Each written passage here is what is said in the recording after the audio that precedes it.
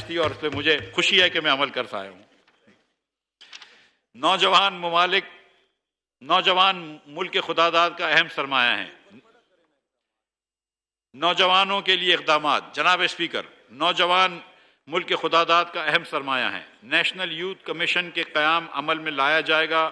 نوجوانوں کے لیے مختلف اسکیمیں رکھی گئی ہیں۔ فارغ التحصیل نوجوانوں کا ملکی ترقی میں کردار بڑھانے کے لیے ایک مربوط نظام لایا جا رہا ہے۔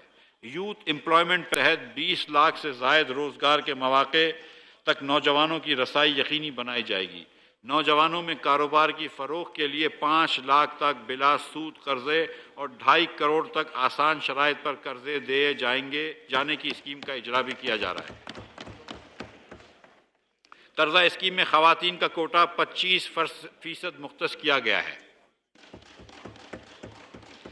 نوجوان خواتین کی معاشی خود مختاری کو یقینی بنانے کے لیے خواتین کو ہائی ٹیک اور دیگر اسکالرز میں ترجیحی بنیاد پر تربیت فراہم کی جائے گی۔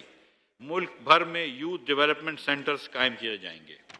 ان سینٹرز کے ذریعے نوجوان ایک انٹیگریٹڈ جاب پورٹل تک رسائی ہے اور اس سے متعلق رہنمائی حاصل کر سکیں گے۔ ماحولیاتی تبدیلی کے اثرات کو مد نظر رکھتے ہوئے نوجوانوں کی مثبت سرگرمیوں کو مربوط کرتے ہوئے گرین یوتھ موومنٹ کا آغاز کیا جائے گا۔ میرٹ کی بنیاد پر مفت لیپ ٹاپ دینے، ہر کسی کو قسطوں پر لیپ ٹاپ دینے اور 250 منی اسپورٹس اسٹیڈیم بنانے کے لیے رقم رکھی گئی ہے۔ نوجوانوں کی صلاحیتوں کو حوصلہ افزائی کے لیے انوویشن لیگ کا بھی آغاز کیا گیا ہے۔ 11 سے 25 سال کی عمر کے نوجوانوں کے لیے ٹیلنٹ ہنٹ اور اسپورٹس ڈرائیو پروگرام بھی تشکیل دیا گیا ہے۔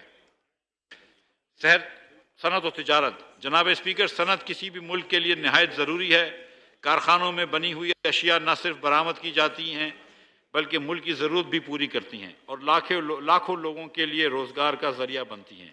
ان کی اہمیت کو پیش نظر وزارت صنعت و پیداوار نے ایشیائی ترقی بینک کے تعاون سے صنعتی پالیسی کا کام شروع کر دیا ہے۔ جناب اسپیکر، پچھلے 3 سالوں میں ایکسپورٹرز کو ڈی ایل ٹی ایل کے بقایا جات کی ادائیگی بہت سست رفتاری سے ہوئی۔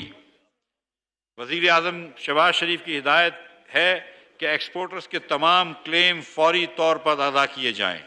اس وقت اسٹیٹ بینک آف پاکستان کے تصدیق شدہ 40.5 ارب روپے واجب الادا ہیں۔ ہم یہ رقم فوری طور پر ادا کر رہے ہیں اسی مہینے میں۔ اسی طرح مالی مشکلات کے باوجود سیلز ٹیکس کے ریفنڈ بھی فوری ادائیگی کی جا رہی ہے۔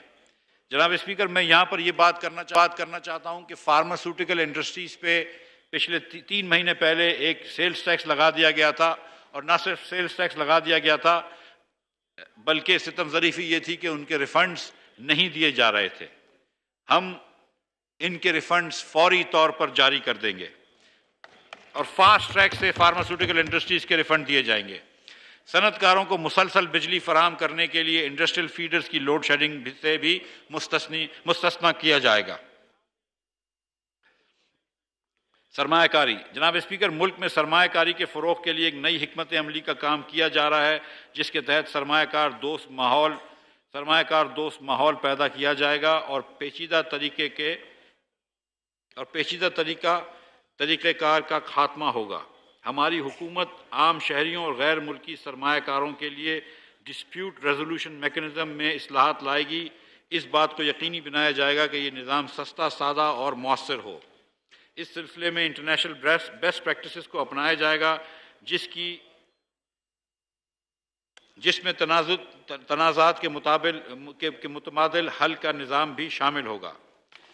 یہ اصلاحات اعلیٰ عدالتوں کے مشاورت سے لائی جائے، ان پر بروقت عمل کروایا جا سکے۔ سابقہ حکومت نے ایک بھی نیا اسپیشل اکنامک